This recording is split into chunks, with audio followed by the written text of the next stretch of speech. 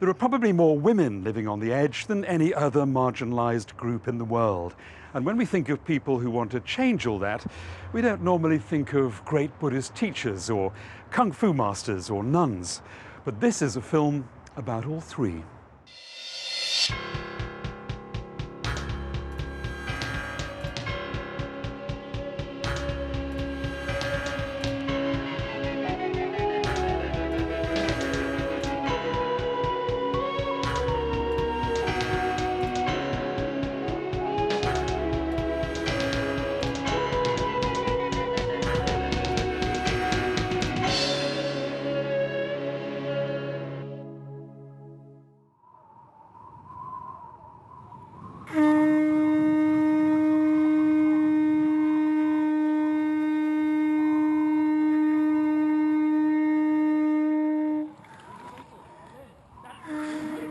Kung Fu fighting. Fluid strength, focused power. A martial art closely linked to the Buddhist faith. Familiar from the movies, loved by young men the world over, Kung Fu is rare here in Ladakh, high in the Indian Himalayas. And these Kung Fu fighters, more unusual still. Not Buddhist monks, but nuns.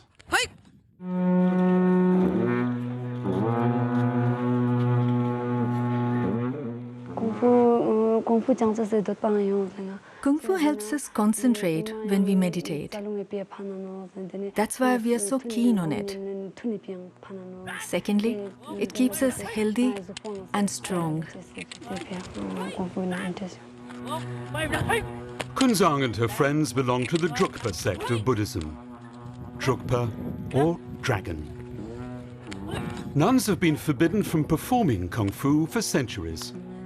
But 2 years ago, the Drukpa's leader lifted the ban. There's two reasons why I started the Kung Fu. The first reason is, of course, to have a good health.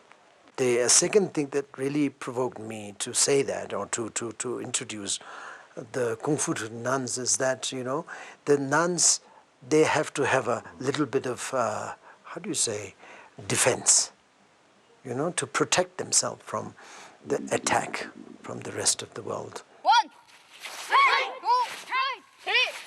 Now the nuns had the chance of a new breakthrough. At this year's Annual Drukpa Council, they'll have a historic opportunity.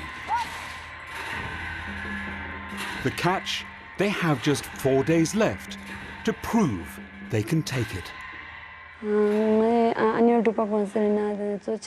the upcoming council, the main activity to be performed by the nuns is the dragon dance. This dance has not been seen by the public here. It'll be the first dragon dance performed by the nuns in the world.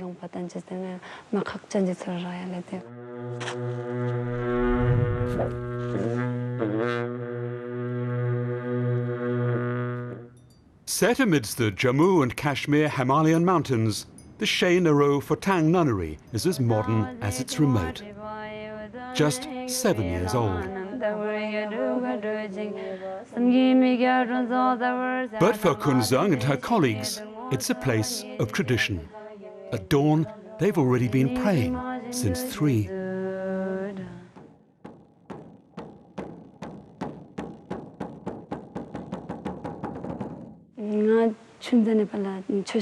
When I was a child, I was inclined towards spirituality. I couldn't see a lot of nuns around, but I had a wish to become a nun. I wanted to be a religious woman. For a Buddhist nun, being religious comes from rigorous discipline. Their prayers to benefit all life. Their personal aim, with the benefit of Holy Scripture, to achieve enlightenment in one lifetime. Buddhism, a religion and way of life. Kunzang must perform over 110,000 prostrations in a month. And she's also tasked with ensuring all the Drukpa nuns do their duties too. When I was in Nepal, my responsibilities were those of a geok, a deputy discipline master. Here in Ladakh too, I'm still a geok, and I'm also working hard, taking care and checking whether the nuns are coming on time or not for their tasks.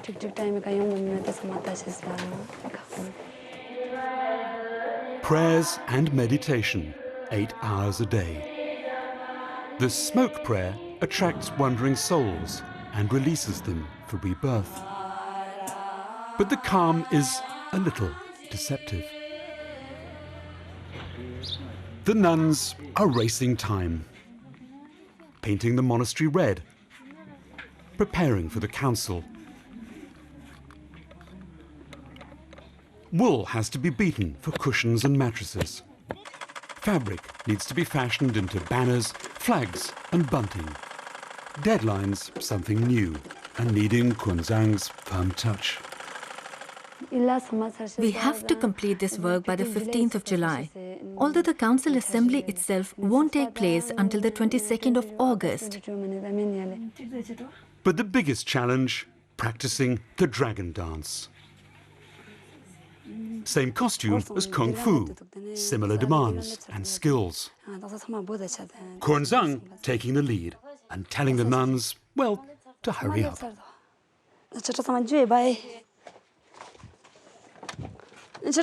Friends, come. The teacher's already there.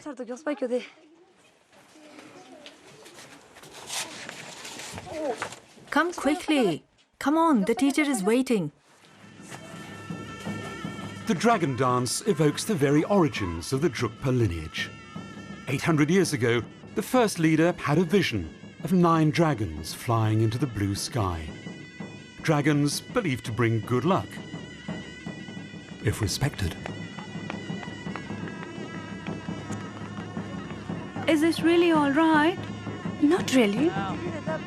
It's all right. Move along. They're really trying. Slowly, slowly, slowly. One by one. But the dragon's a little too close to the ground. Good job, everyone. What you did just now is good, but we still need to practice much more and do better. Dragons can be made up of 50 dancers. Even with 10, coordinating's tough. The most difficult step is to run along with the dragon. Since the dragon dance requires 10 people to move it, it becomes very difficult because all the 10 people have to move together at the same time. Now, one. Difficult enough moving the serpent-like body. But the dancers also need to take intricate cues from the drum beats to make the head move in sync. In Ladakh, it's always been thought nuns wouldn't be up to these complications.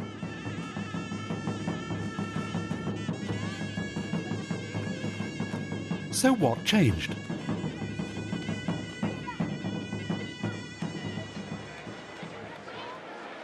The centuries-old Drukpa sect started holding an annual council just 2 years ago.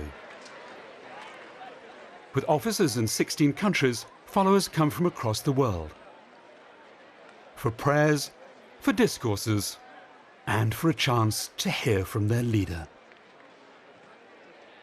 Buddhism has an image of being purely spiritual, but His Holiness has taken the Drukpas in a fresh direction. Under him, they've been united in believing they should engage with the world and give women equal opportunities. My karma, I think, is that I have to really look after the nuns and women. So I'm always asking people to let the women to come in and join us, the practice.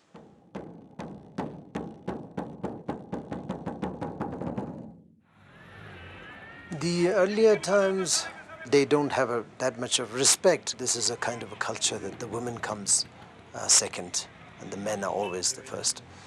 And that is maybe really the weakest point, I would say. And no matter whatever they do, they're always the second, they're always in the second. Up until now, still today, we are struggling with that. I'm struggling with that. From a point of view of Buddha's teaching, it is perfectly okay to put them together, the man and woman, the same level.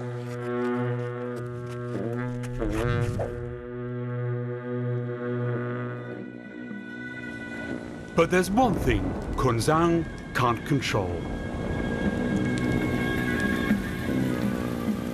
Even as all that red paint is drying. It's been raining a lot. And last night also it was raining heavily. The rain might have washed away the paint from the building.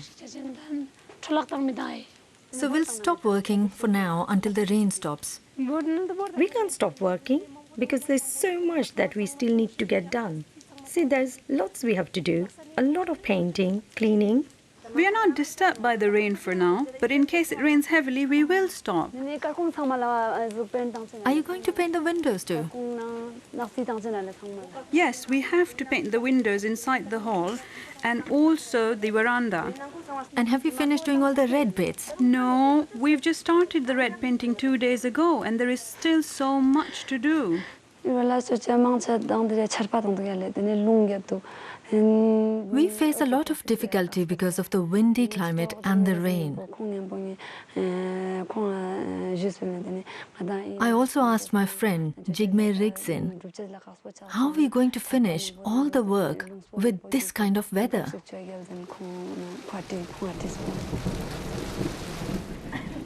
There's time for discipline and time for everyone to hang in the cafe.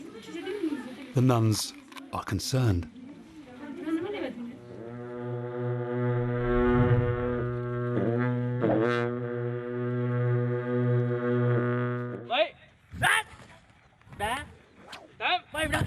Amid the dragon dance and the painting, Kung Fu not forgotten. The Kung Fu master with a lesson for the Drukpa nuns.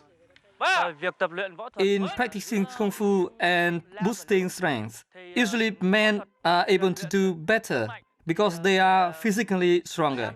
What you need is practice and determination. The women may not be quite as physically strong when compared to men, but if they practice a lot and put in some effort, there will be no difference between men and women.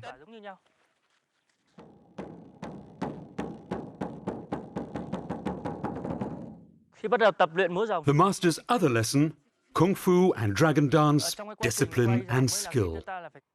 He revisits some of the basics.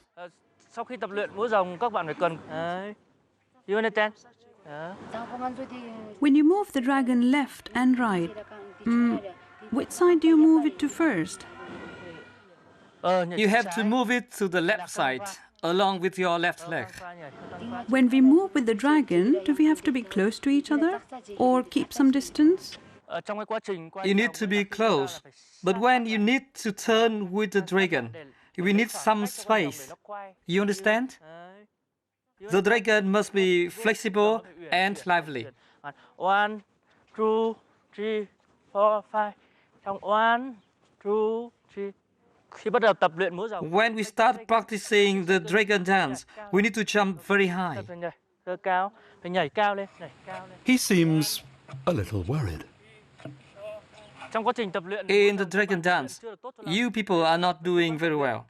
So you will have to practice a lot more and understand each other much better. Is their Kung Fu master maybe kidding a little? It's hard to say. 1, 2, 3, hey! The Drukpa nuns certainly take him seriously. Because what's at stake isn't just a dance. It's the Drukpa's mission to put women center stage. For the Drukpas, empowering women is one way of engaging with the outside world, unusual in Tibetan Buddhism. Back in March, and the nuns are running an eye clinic at Kathmandu in Nepal. They also help communities with schools, flood relief, tree planting, and lots more. Inside the clinic, preparing patients for an operation with skill, discipline, and humility. There's a certain vows that you have to follow, which is also a little difficult for some people, because they have to have a little bit of I don't know, self. They have to have a self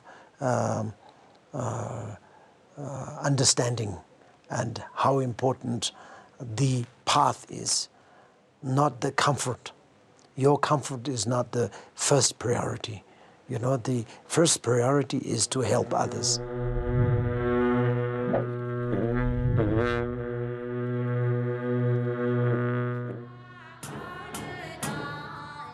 Ladakh can seem a mystical landscape.